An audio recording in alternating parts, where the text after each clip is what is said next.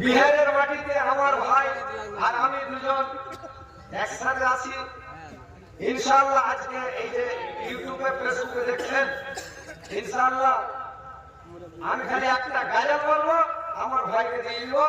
আমি সেকেন্ড বক্তা, আমার ভাই প্রধান বক্তা।